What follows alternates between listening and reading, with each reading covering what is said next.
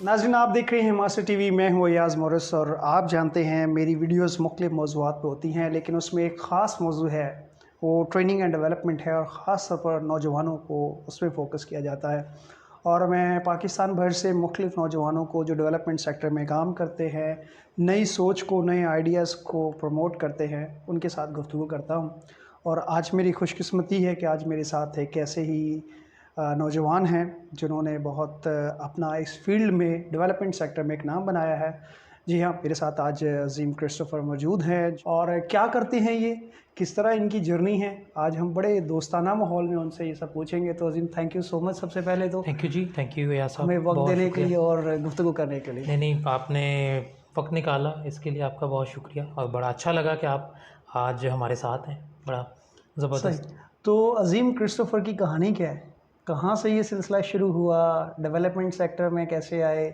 फिर यूके गए, वहाँ से रिटर्न, वहाँ तो लोग जाने के लिए ज़िंदगी भर एफ़र्ट मारते रहते हैं और वहाँ वक़्त गुज़ार किया, वहाँ से यहाँ आए। तो ये माजरा क्या था? उसमें जी ऐसा वैसे था कि जो मैंने इनिशियल स्टडीज़ थी मेरी वो पाकिस्तान में थी सही। और मास्टर्स जो मैंने अपना मैट्रिकुलेशन था वो पाकिस्तान से किया। उसके बाद मैंने अपना जो ग्रेजुएशन था गवर्नमेंट कॉलेज यूनिवर्सिटी फैसलाबाद से सही। अपना ग्रेजुएशन कंप्लीट किया। उसके बाद एक वैसे ही एक अर्ज थी कि मास्टर्स अगर बाहर से किया जाए तो क्या ही अच्छा हो और क्यों ना वहाँ पे जाके किया जाए। तो खैर मैंने ये अपनी जो विश थी एक अपने घर वालों को बताई। उन्होंने इस चीज़ की इजाज़त भी दी और थैंकफुली उन्होंने रिसोर्सेज भी प्रोवाइड किए कि मैं वहाँ पे जाके स्टडी जो है वो करूँ और अपना जो मास्टर्स है वो कंप्लीट करूँ। मास्टर्स के बाद मतलब वहाँ पे मैंने रह के 2 साल वहाँ पे वर्क वीज़ा पे एक कंपनी थी वहाँ पे उसके साथ काम भी किया, जो कि बड़ा अच्छा एक्सपीरियंस था। और वो वीज़ा भी इसी पर्पज़ के लिए था कि जो स्टूडेंट्स यहाँ से ग्रेजुएट या मास्टर्स करते हैं वो यूके में रहते हुए जो है वो किसी बेहतरीन कंपनी के साथ जो है वो काम कर सकें।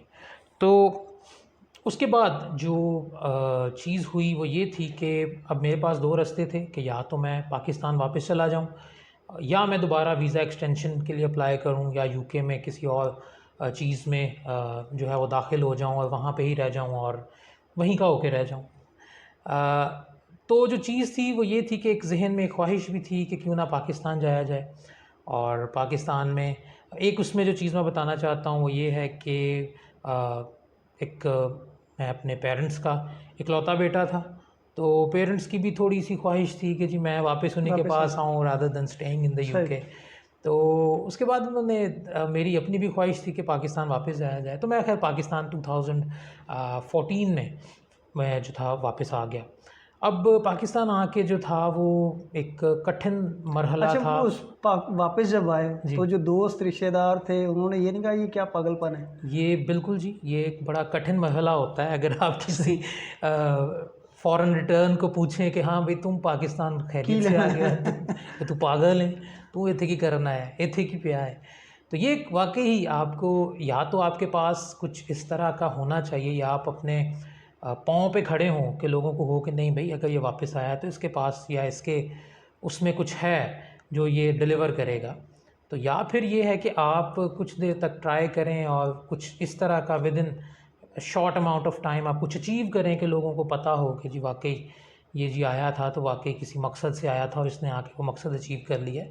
तो ये एक बड़ा एक चैलेंज होता है और ये मेरी जो मेरे साथ मेरी ही लड़ाई थी कि मुझे डिसाइड करना था कि जी मैंने क्या करना है और सही। करना भी मैंने जल्द ही है। बिकॉज़ उसके बाद शायद लोग आपको ये कंसिडर करना शुरू कर दें कि जी पढ़िया भी बाहर ते खटिया भी कुछ नहीं कुछ ते माँ प्यो का पैसा उजाड़िया पैसा जोड़ा। सही। और ये सारी चीज़ें थी। तो बट एक चीज़ थी कि पेरेंट्स की तरफ से सपोर्ट थी और ये था कि मतलब उन्होंने मुझे कहा कि जी एक तो डायरेक्शन ये है कि आप डेवलपमेंट फील्ड में चले जाएँ या ये है कि आप बिज़नेस कर लें जो आपकी स्टडीज़ हैं। तो I chose the development sector और मेरी शायद जर्नी लर्निंग जो थी वो वहाँ से स्टार्ट हुई। और उस लर्निंग के पीछे जो थी वो बहुत ज़्यादा एक तो चैलेंज था जो मेरा अपने साथ था और एक कह लें कि एक लड़ाई थी जो मैंने लड़नी थी। और उसके लिए एक मेहनत जो मैंने की दैट वाज़ कि मैंने किसी भी तरह की जो सर्टिफिकेशन थी वो नहीं छोड़ी। सही। मतलब मैं हर उस फील्ड में जो डेवलपमेंट सेक्टर की जो सर्टिफिकेशन थी, ख्वाह वो प्रोजेक्ट साइकिल मैनेजमेंट थी, एडवांस प्रोजेक्ट साइकिल मैनेजमेंट थी, प्रपोजल डिज़ाइनिंग थी, उसमें रिपोर्ट राइटिंग थी, उसमें कम्युनिटी डेवलपमेंट थी, हर तरह की ट्रेनिंग जो थी मैंने वो की। मुझे उसके लिए 2-2, 3-3, 4-4 दिन घर से बाहर भी रहना पड़ता था। पाकिस्तान की मुख्तलिफ़ सिटीज़ में वो ट्रेनिंग्स मैंने की, कुछ बीच में इंटरनेशनल एक्सपोजर हुआ, मैंने वो भी किया। तो ये करते कराते मेरे पास काफ़ी ज़्यादा एक तो सर्टिफिकेट्स भी इकट्ठे हो गए, लेकिन उसके साथ जो लर्निंग थी that was actually the main thing. और उसके बाद जब उस लर्निंग के साथ डेवलपमेंट फील्ड में मैं एंटर हुआ, तो फिर उसके बाद यही लगा कि जी अब वापस मुड़ के नहीं देखना, अब आपने इसी फील्ड में जो है वो जाना है।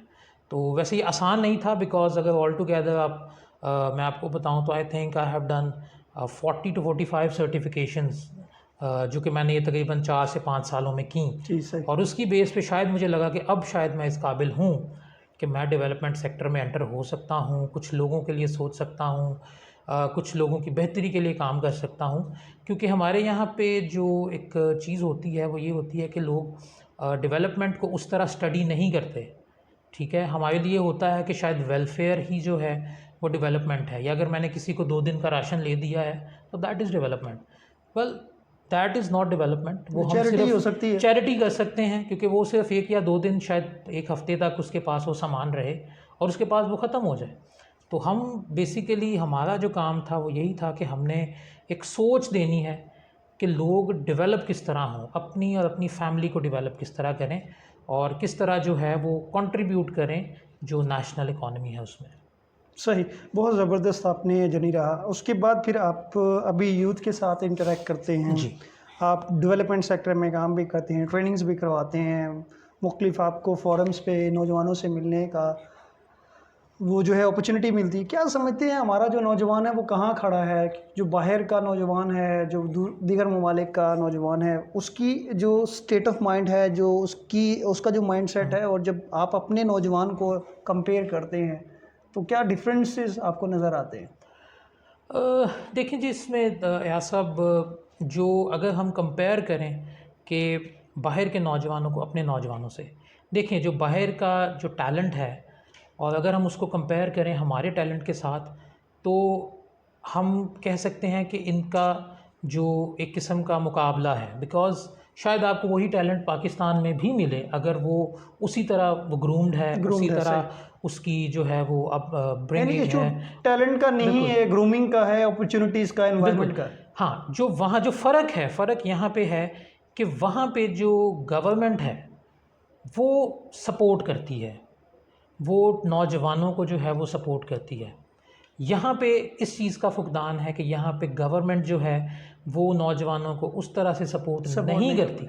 मसलन उसकी मैं एग्ज़ाम्पल देता हूँ कि देखें, एक यूके में मैं रहा तो 18 साल तक वहाँ पे जो है वो एजुकेशन जो है वो फ्री है। यानी गवर्नमेंट जो है पेरेंट्स को सपोर्ट करती है कि वो अपने बच्चों को पढ़ाएं। सही। जब वो 18 साल का हो जाता है या हो जाती है, तो ही और she is eligible to apply for a student loan.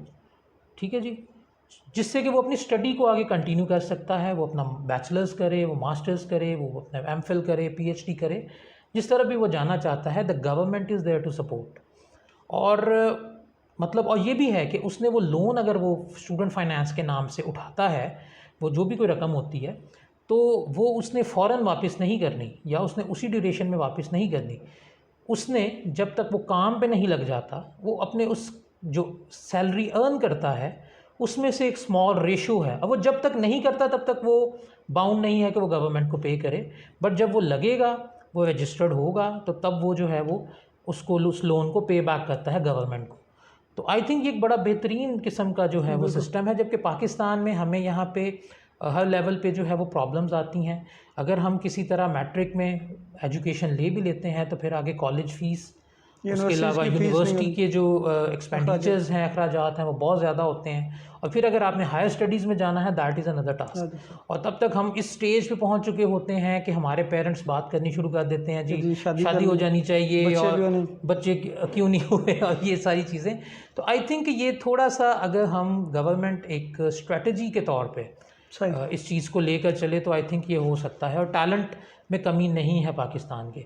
हम सही। अगर अपनी अभी देखें कि अभी आईटी में जितनी एक्सपोर्ट्स पाकिस्तान ने की हैं, तो एक बहुत ही ज़बरदस्त एक इंक्रीज़ है जो कि वाकई ही तारीफ़ के काबिल है। बिकॉज़ इस तरह होता नहीं है जिस तरह, अगर क्योंकि नौजवानों को पिछले कुछ सालों में अपॉर्चुनिटीज़ दी गई, दी उनको गई। रास्ता दिखाया गया और आई थिंक उन्होंने उसका बेहतरीन इस्तेमाल किया है। सही। क्या आप समझते हैं जो यंगस्टर्स हमें देख रहे हैं, कॉलेज में है या यूनिवर्सिटी में है या अभी एजुकेशन हासिल कर रहे हैं, कि जब वो प्रोफेशनल लाइफ में आएंगे, डेवलपमेंट सेक्टर में आएंगे या ग्रूमिंग के हवाले से, कौन सी चीज़ें जिन्हें जो अभी से उन्हें अपने काम करने की ज़रूरत है, ताकि जब वो प्रोफेशनल लाइफ में आते हैं तो उन्हें एज हासिल हो दूसरे लोगों से और वो अपने करियर में ग्रो कर सकें?